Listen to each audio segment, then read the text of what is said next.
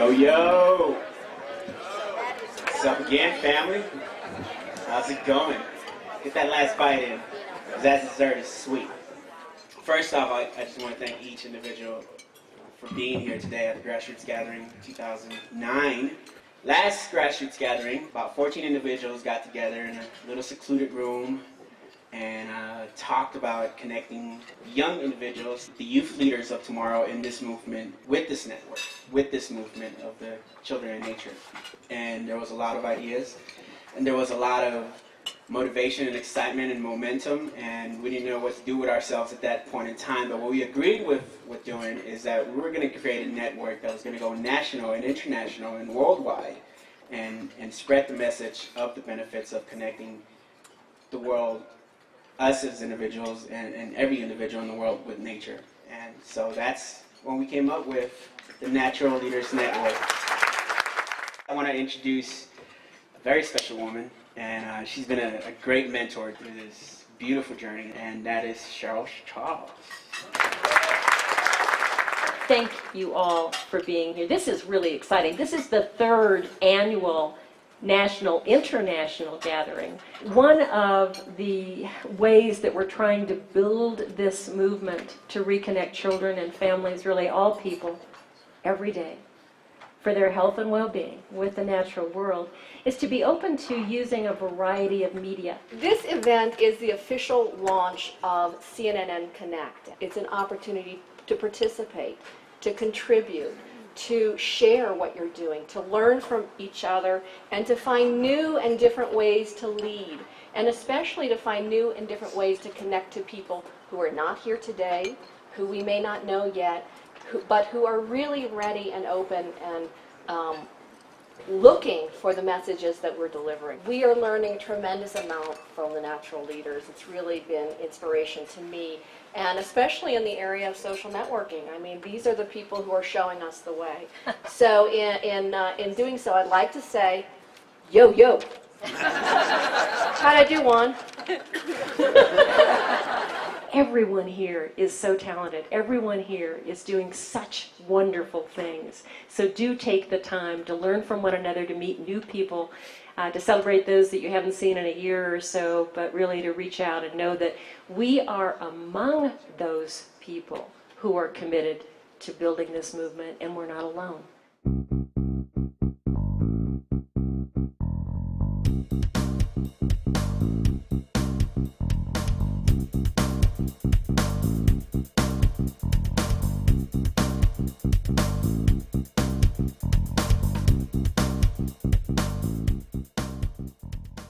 The Natural Leaders Network empowers a worldwide youth movement to strengthen the bond between children and nature. Building that network doesn't take a lot of money. These aren't huge programs. These are ways to allow people, to encourage people to have a sense of identity. That is so important in this. I'm a natural leader. I'm a natural teacher. I'm proud of that. I'm not alone anymore. I can reach out to other people like me, and we can help each other in our own community. My family is a natural family. I'm a member of a big network of other natural families all over the world. What is so special about play in nature? One thing is that it is so rich in opportunities to gain a sense of agency. In developmental psychology, we know that when children act and the world answers back and they immediately see the effects of their action in pleasurable ways, they're likely to do it again right away. I have spent most of my career really working on the fundamentals of what creates opportunities for a good life for Colorado's kids. One of the things that we've learned about connecting kids to nature is that it started because their parents took them outside. We also know that if by about 5th grade kids aren't skiing, they never become skiers, and the ski industry is huge for us. In Colorado, recreation as an industry generates somewhere between $10 and $15 billion a year in economic activity. So for a couple of years now, our Colorado ski country has been letting 5th graders ski for free, and they now have enough data to show that those kids are much more likely to remain skiers into high school. So I'm thinking, why not maybe look into a 5th grade initiative? And beyond skiing, what else can we do that's just more nature-oriented?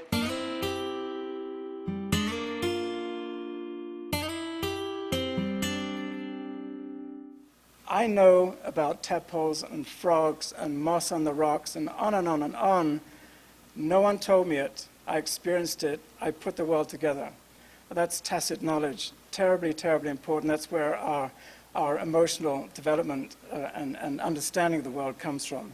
The point is, kids need to be outdoors, engaged in active play in nature, engaged with nature, and hands-on engaged with nature. Over the last 2 years, we've been privileged to work with Cheryl and the Children in Nature Network in a partnership to promote and start some kind of an initiative in the Holland area, in Holland, Michigan. And what's evolved out of it is a kind of a two-pronged approach. One is working with preschool children to create a long-term study of tracking a population of preschool children that has a control group that gets kind of the normal preschool experiences and a group that gets more outdoor-oriented experiences, and to see how that changes their educational opportunities and their careers and the success they have over time. The other piece that's probably more important that people have been asking questions about is our healthcare piece. What we have done in Holland is started with a pediatric clinic and inundated that with a whole bunch of No Child Left Inside, Connecting Children with Nature materials. They've decorated their entire office, and one-on-one, we've sold the idea of connecting children with nature, which was not very hard once you just went in and sat down with somebody and explained what was going on.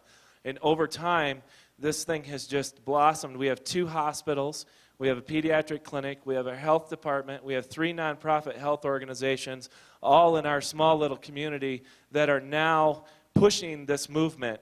And so I think as time goes on, if you're thinking about how do I do that, my recommendation is don't start at the top, start at the bottom. As you may know, Alaska has a big event every March. Some of you may follow this event, the Iditarod. And what we've decided to do is work with school PE teachers and other teachers in our school district and get the kids to spend 1,049 minutes outside during the month of March. That's about 17 hours in 1 month, and that'll be probably more than most of the kids in Homer will ever go outside in a month. Even though we're in Alaska, a lot of our kids spend the same amount of time attached to technology as the rest of the country's kids. Even in Bush, Alaska, Native kids are spending lots and lots of times inside. We did have an opportunity in Cincinnati this summer to do an extension of the school year during the month of June for Cincinnati Public Schools. And in addition to doing the usual school outreach programs and field trips, we also took that next step and identified a nearby nature location for each of those schools, offered them the opportunity to choose from a list of nature partners to help mentor them and do train the trainers and that kind of thing, and provided them with a passport of self-directed learning opportunities. Since last year, some great things have happened. We launched our statewide campaign to get kids outdoors. It was called Celebrate After School Outdoors in the Garden State. So we kicked it all off at our annual statewide conference. And 1/3 of our workshops were nature-serving organizations that are really underutilized in our state, and botanical gardens and master gardeners, you name it, 4-H. We impacted at that conference on 46,000 kids in the state of New Jersey in after-school programs. After reading Rich's book, I've started reading telling a story that we've made into a children's book, and it's called Read This Book Outside. I am so excited to be around everybody that has the same or similar missions as we do, because a lot of times you feel like you're by yourself, but I love seeing the support of everyone in this room, and hearing the stories and the success stories really keeps the momentum going, and I really thank you so much for being out here and talking with us and coming here. I had the opportunity to give a talk this morning in Denver to the American Fly Fishing Trade Association, and I was talking to them about nature deficit disorder. And at the conclusion of my talk, someone got up, and then he proceeded to say that his son just got back from his second tour in Iraq. And his son took him aside, and he said, "Dad, I want you to know that I can count at least 3 times that what you taught me, what I learned out there, saved my life while I was in Iraq." We need to tell this story again and again and again. We want to get your stories out there. We want other people to learn about what you're doing so they can replicate and learn from you. But to do that, we don't have staff enough to do that. We have to depend on you to package your stories for us. Please, write your own stories. Send us photographs, send us videos. Package yourselves for us to tell other people about what you're doing. And the more personal and the less bureaucratic and sound, and the more evocative of children's voices and parents' voices and your voice, and from the heart, the better.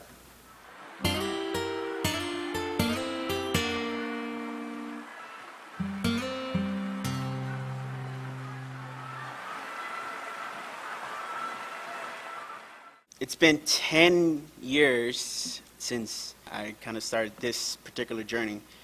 For those 10 years, I've been honored and privileged enough to represent a community that oftentimes is overlooked and underrepresented. As I stand before you, I don't only represent myself, I represent family back in LA and people who don't have jobs right now, people who probably at this point don't know what the world looks like. This is not just a movement about connecting children with nature, but it's also a movement that pushes us to make a cultural change in our communities, in our states, in our country, in our world. For a long time, the nearest thing that I came to wildlife was this thing called the ghetto bird. If you don't know what the ghetto bird is, that's the police helicopter. And that's probably the closest avian species I ever came to before I was 15, to recognizing and identifying very clearly. And it seems unfair that to the age of 15 was the first time that I got to see stars in my life. More stars than I could count, I should say, because there are a couple of stars in LA. But I take that honor and privilege as something that I got to experience, and I cannot justify going back outdoors without having somebody else experience that too. Nothing brings more tears to my eyes than when we're climbing up a 2.5 mountain, one of the 46 high peaks, and we get a little tired, and the boys just start saying, bad, better, best. We never let it rest till the bad is better and the better is best. To hear 30 young men say that, to keep it going on, is unbelievable, unbelievable. There's a lot talked about greening, saving the planet, but not enough talking about saving the youth by using nature. We don't want to say that you can be the next basketball player, though you can, but we're talking about high expectations, how you can be the leader in your school, how you can be the leader in your community, the representative of the group that you belong to. You can represent that group. And it's about moving beyond just connecting with youth. It's about getting them into their hands-on and what can I learn that's different and outside of the box of what I've been used to learning, and having a hands-on effect with that. I look at all the natural leaders, and I aspire to be a natural leader like you guys. The family that you guys have created among each other, the work that you're doing, I think is exemplified by today on 9/11, a day of mourning, that they're going to be out there replanting trees, showing service. The natural leaders are not the leaders of tomorrow. They are the leaders of today. We need to connect the natural leaders with all of you, but we need natural mentors. We need natural teachers. This is bigger than one organization. It is bigger than one individual. We have to work together to make sure we reconnect that bond. So I raise this challenge to all of you. Reach out to a natural leader and become a natural mentor. Connect with the people that you spoke here, because we have a responsibility to rise to that challenge. Because the great initiative in connecting children with nature is ours. And the initiative to rise this challenge on this issue must be ours. We have to come together. We have to empower positive revolution of values to make sure that local communities can connect their children with the outdoors. Whether that's a trip to a national park, whether that's a walk with the family dog outside, or that bike ride to nowhere that so many of us had as young people. We have an opportunity, but we need to make the most of it. So please, let us begin.